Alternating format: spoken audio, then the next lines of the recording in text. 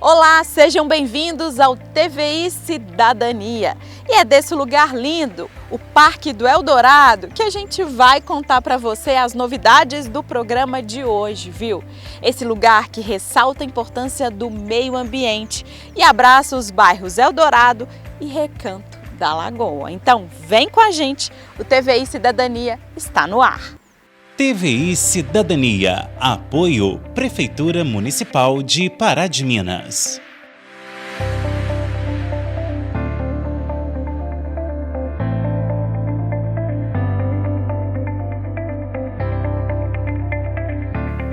Cidadania é saúde e bem-estar, mas a situação aqui em Pará de Minas ficou complexa, viu, nos últimos tempos.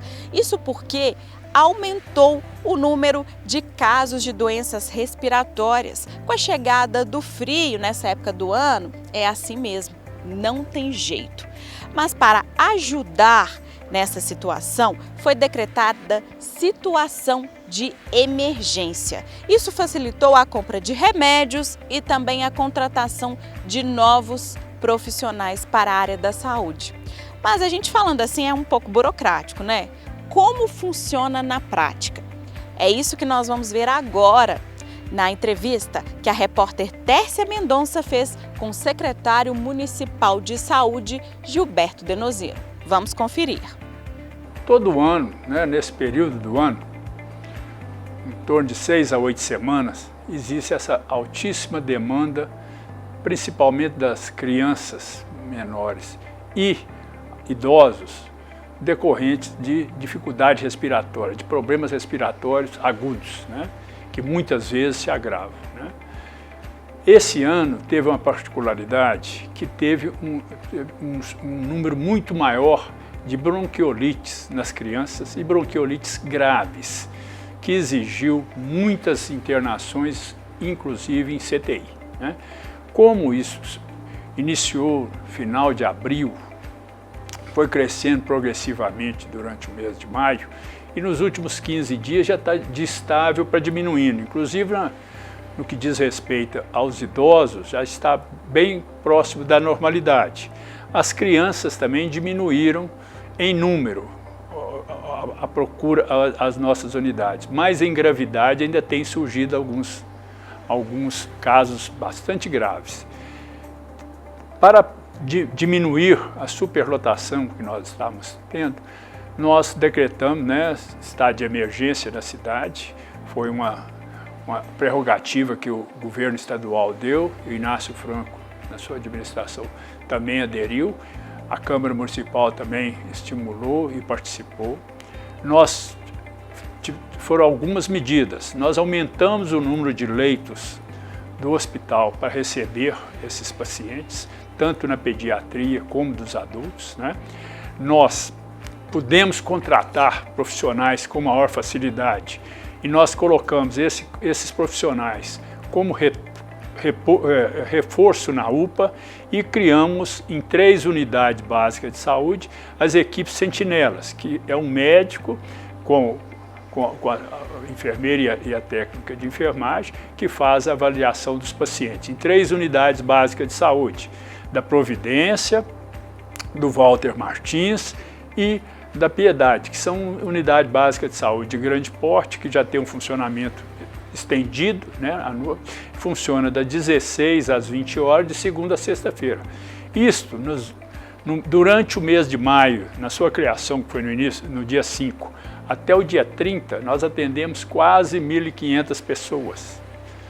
Olha o número de pessoas que deixou de procurar a UPA, que seria uma sobrecarga para os profissionais da UPA, e foram atendidos de forma eficiente. E muitas vezes, como o atendimento era muito rápido, muitas vezes numa fase precoce, evitando que essas doenças acumulassem. Então, o decreto favoreceu essas atitudes, nos permitiu aumentar, o que facilitou, diminuiu a necessidade de transferências de pacientes, que adulto, tanto de enfermaria como em CTI, nós tivemos vagas suficientes, mas alguns nós tivemos que levar para outros municípios na fase inicial. E criança, como nós não temos CTI pediátrico na cidade, e os que exigiam CTI precisaram de ser transferidos.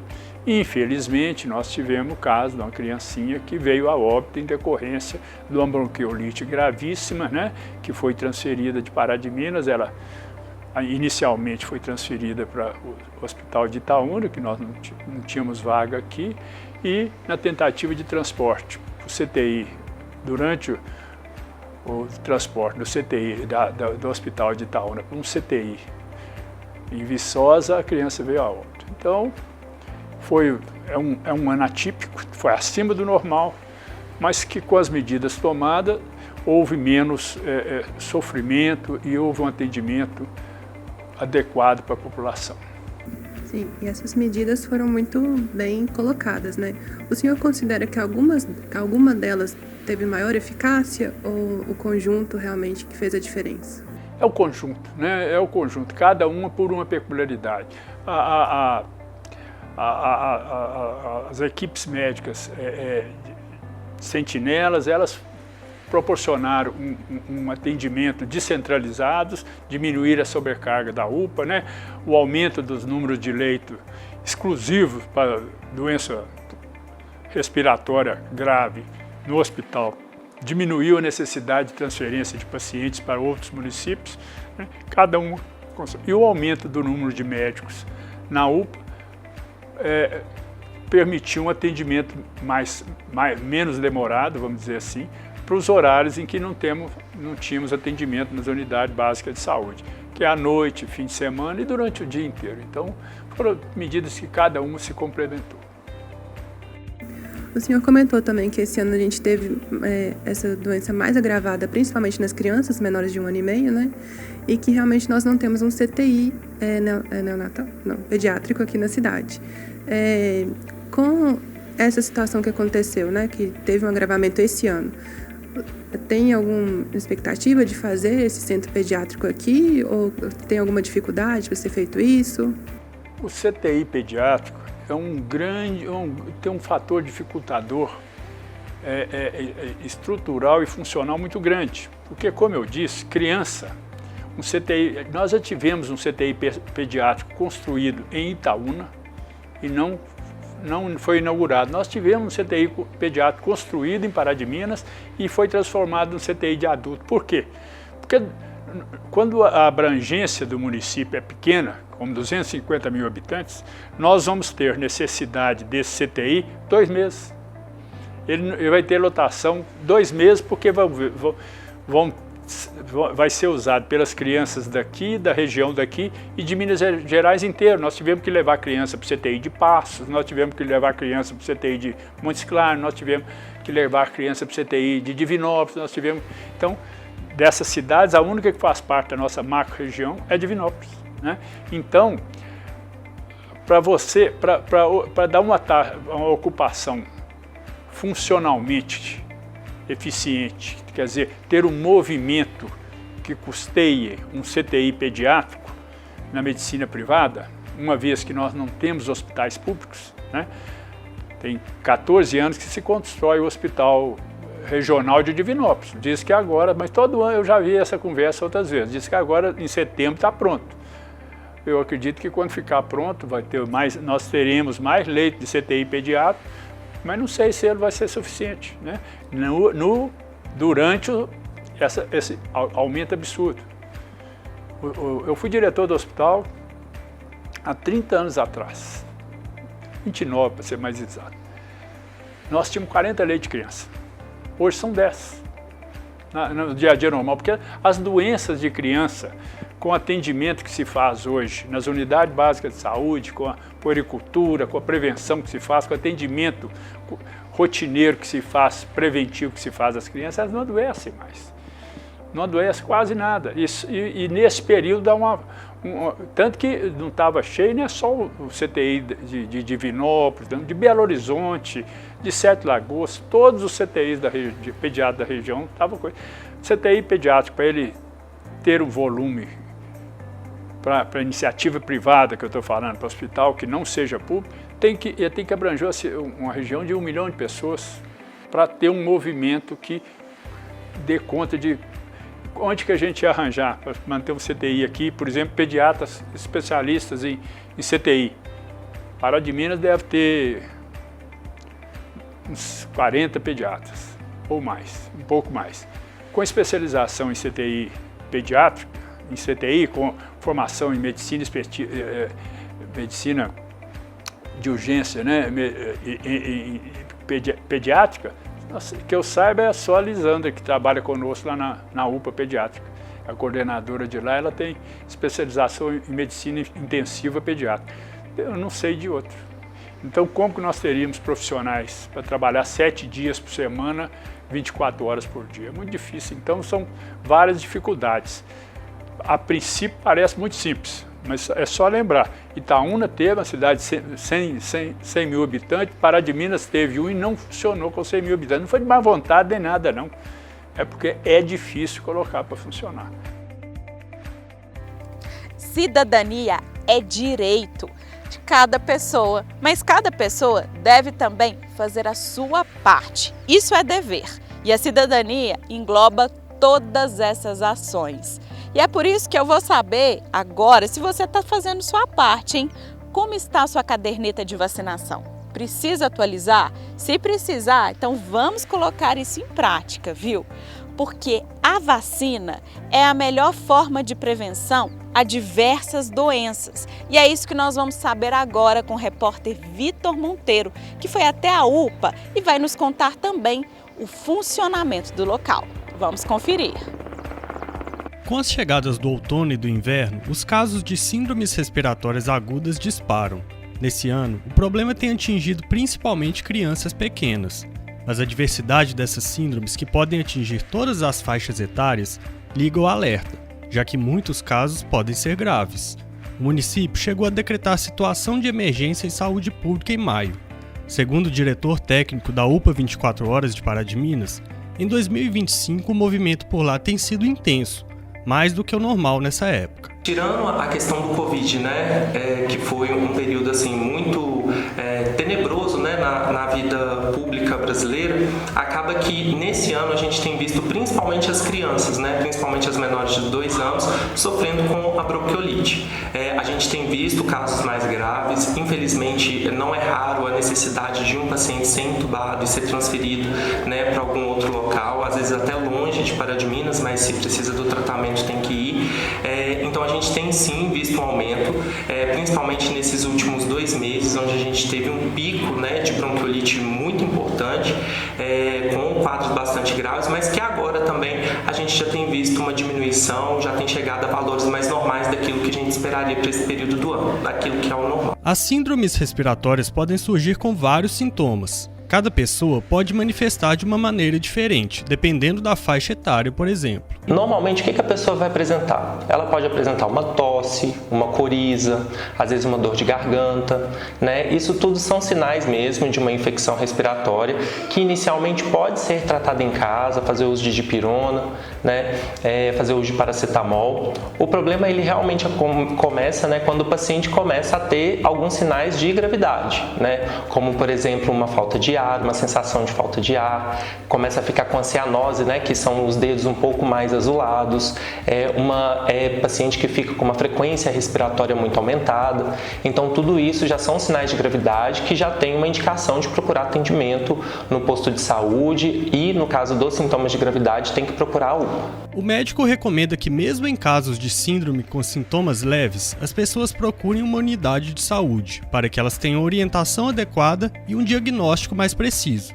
Já nas situações de gravidade, o ideal é buscar atendimento na UPA. Obviamente a gente sabe que o posto de saúde não está aberto a todo momento, então qualquer coisa procurar a UPA de Pará de Minas, mas é importante entender que aqui normalmente são para os pacientes mais graves, que já estão com uma dispneia, às vezes com uma necessidade de uma ventilação não invasiva, né, que é utilizar o oxigênio em alto fluxo, que às vezes é colocar o paciente na VNI, que é uma máscara que empurra o oxigênio para o pulmão do paciente, e às vezes até mesmo intubação, pode acontecer. Algumas atitudes são importantes para evitar contaminações nessa época, como utilizar máscaras e manter os ambientes arejados. As vacinas, como a da gripe e da Covid-19, também são grandes aliadas para que não haja complicações. Seria bom, né, que principalmente em outono e inverno, que as pessoas voltassem a utilizar máscara, lavar as mãos, passar álcool em gel, né, cobrir o rosto quando for tossir, cobrir o rosto não com a mão, mas com o antebraço, né, com o braço, para evitar realmente a propagação do vírus. Então, se a criança já tem 6 meses, ela já tem indicação das 2 vacinas.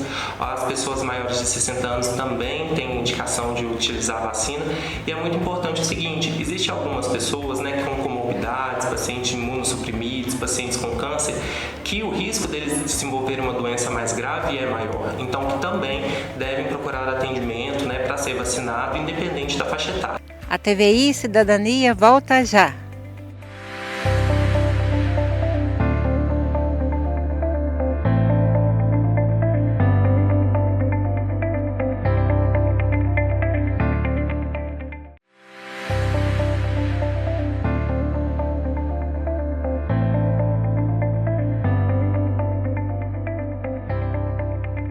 E nós estamos de volta com o nosso TVI Cidadania aqui do Parque do Eldorado. Eu estou muito bem acompanhada com essa turminha linda aqui e eles vão me contar uma coisa. O que vocês mais gostam de fazer? Brincar! Brincar. E você sabia que brincar também é um exercício de cidadania? Porque é na infância que a gente começa aí a exercer os primeiros passos em relação à socialização, respeito às regras, à inclusão e à diversão. Direito de todos nós. E brincar é um direito aí exercido pelas crianças de acordo com o Estatuto das Crianças e dos Adolescentes. E a gente sabe, né, que as férias infantis, as férias escolares estão no fim para muitos e daqui a alguns dias outros também vão aí voltar à sala de aula. Mas o brincar deve ser mantido, viu? E ele traz benefícios ao longo da vida. E é isso que nós vamos saber agora com a neuropsicopedagoga, a Mayara Martins. Vamos conferir. Estamos aí num período de finalização das férias, mas tem muitas crianças ainda de férias, né? E qual que é a importância dessa pausa, né? Desse brincar? Qual que é a importância disso também para a rotina das crianças? Bom, vamos lá. As férias, ela não é algo que surgiu esporadicamente. As férias, ela tem um sentido e um significado no desenvolvimento humano e, claro, no desenvolvimento infantil também. A pausa, ela é necessária para o nosso cérebro descansar. Então é nas férias que as crianças têm a liberdade de brincar mais livre, de sair daquela rotina mais apertada de horário de escola, horário de natação, horário do inglês. Então eles têm mais liberdade para descansar tanto o corpo quanto a mente. E a gente já sabe que cientificamente é comprovado que para aprender e desenvolver a gente precisa de pausa. Então essas férias a gente precisa incentivar essa brincadeira, principalmente o brincar livre, para que a criança consiga se desenvolver melhor no próximo semestre. Isso é importante, né? Também, por exemplo, a gente está aqui no Parque do Bariri, um local público, um local que está muito bonito. Essa convivência também, né, com a natureza, com outras crianças, isso também colabora? Colabora. A natureza colabora e a socialização também. Então a gente fala que no brincar a criança consegue expressar o que ela sente e consegue aprender. Temos reclamado muito de uma geração sem autonomia, de uma geração que não sabe lidar com a frustração, de uma geração que não sabe resolver problemas, mas muitas vezes essas crianças estão em brincadeiras passivas, com roteiros prontos, estabelecidos por adultos. E aqui, nesse ar livre, junto com a natureza, a gente tem tanto brincadeiras que eles podem criar nesse espaço de natureza, quanto brincadeiras que eles podem socializar com outras crianças. E a partir dessas duas, eles conseguem aprender e se desenvolver. Aprender a lidar com um problema, a seguir regra de uma brincadeira. Então, tudo que a gente quer de maturação e desenvolvimento infantil enquanto adulto que uma criança alcance, a gente consegue a partir das brincadeiras. Bom, né? E a gente sabe também que hoje o celular aí ele está, né, nas mãos das crianças, dos adolescentes. Então, assim, outras formas de diversão também é importante, né? Tem que ter um limite em relação às telas. Com certeza. Quando a gente fala de férias, a gente está falando de férias das crianças e muitas vezes os pais não conseguem conciliar essas férias com as férias dos filhos. E por mais que a gente saiba que brincar é importante, muitas vezes a gente libera a tela justamente por causa dessa rotina mais apertada que a gente de fato tem nesse mundo de hoje. Mas é importante lembrar que quanto mais essa criança brinca, quanto mais eu dou espaço para ela brincar, sem a passividade da tela, mais eu tenho desenvolvimento, autonomia, criticidade, criatividade e desenvolvimento dessa criança como um todo. Então, é mais trabalhoso? Sim, mas faz parte desse desenvolvimento e faz parte também do que eu quero para o meu filho enquanto adulto, enquanto ser humano.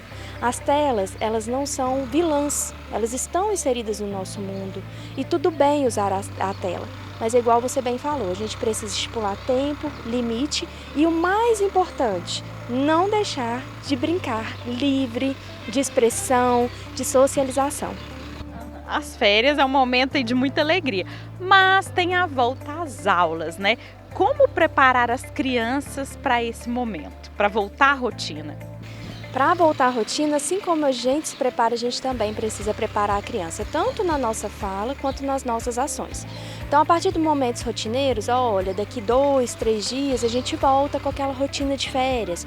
É importante que a gente comunique isso na nossa fala, mas que a gente também fale de uma forma que não seja pejorativa, como se voltar às aulas não fosse tão interessante. Voltar às aulas é muito bacana. Então, mostrar para as crianças também o quanto a escola pode ser um espaço de desenvolvimento, aprendizagem, amizade, brincadeiras para ela. Então, quando ela vê isso como um fator positivo, tudo fica mais tranquilo. Não existe uma receita de bolo, mas existem pequenas ações no nosso dia que fazem com que a criança veja isso como mais leve e consiga retornar para a escola com o coração mais aberto. Cidadania é também realizar ações que inspiram. Isso engloba o meio ambiente, as pessoas e os animais. Pequenas ações que fazem diferença para um mundo melhor.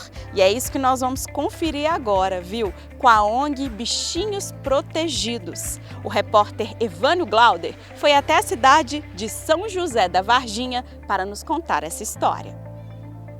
A associação funciona praticamente no centro da cidade de São José da Varginha. A ideia e a iniciativa surgiram da voluntária Elisângela Almeida, depois de ter em sua casa cerca de 20 cães e 7 gatos tirados da rua e adotados pela família. A paixão pelos animais começou bem cedo.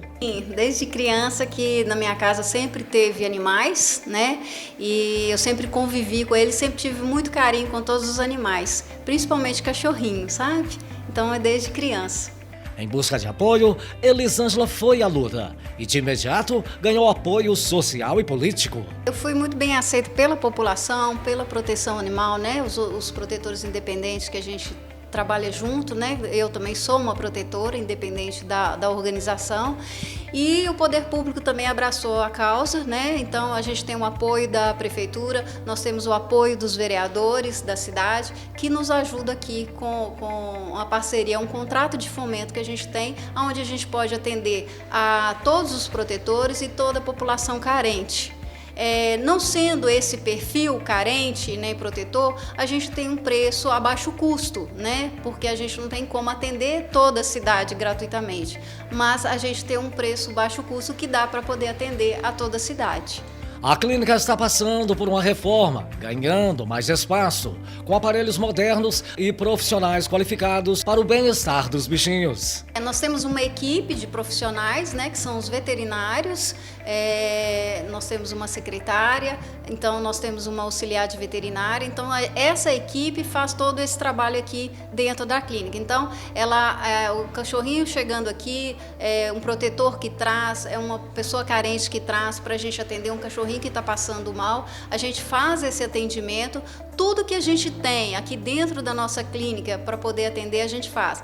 O nosso principal objetivo aqui é a castração, que a gente precisa fazer, né, para diminuir essa população. Então, a castração é muito importante. Aí, diante de tudo isso, a gente sabe que tem muitos animais sofrendo na rua,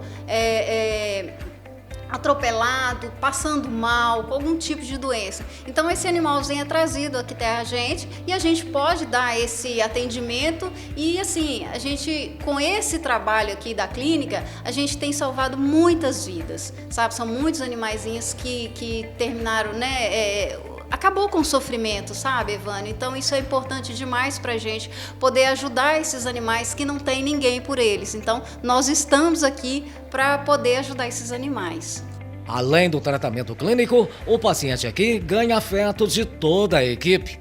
Esse cãozinho está com a doença do carrapato e está sendo tratado com todo carinho. É muito gratificante, é minha primeira experiência trabalhando com pequenos, né? Que eu sou veterinária há um tempo, porém não trabalhava com pequenos animais.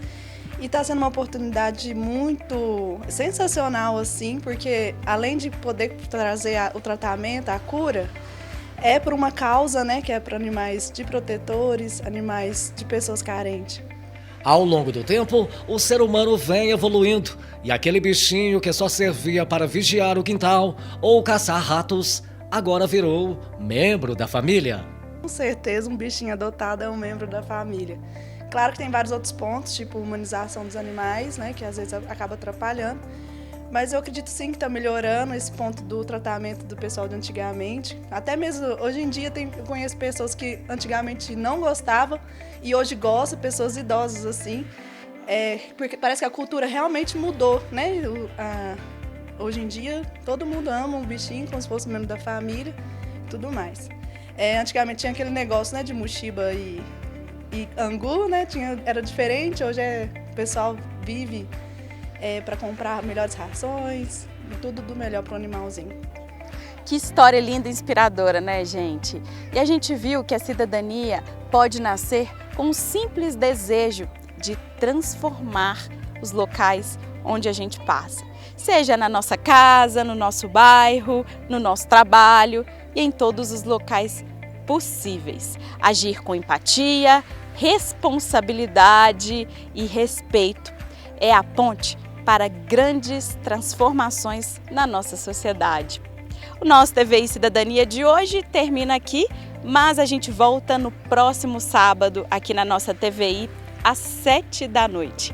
Agradeço muito a sua companhia, viu? E olha, espero a sua participação também, seja pelo nosso WhatsApp no 37 3236 2120 ou nas nossas redes sociais TVI Pará de Minas. Tenha um ótimo sábado, um ótimo domingo e a gente se vê. Tchau!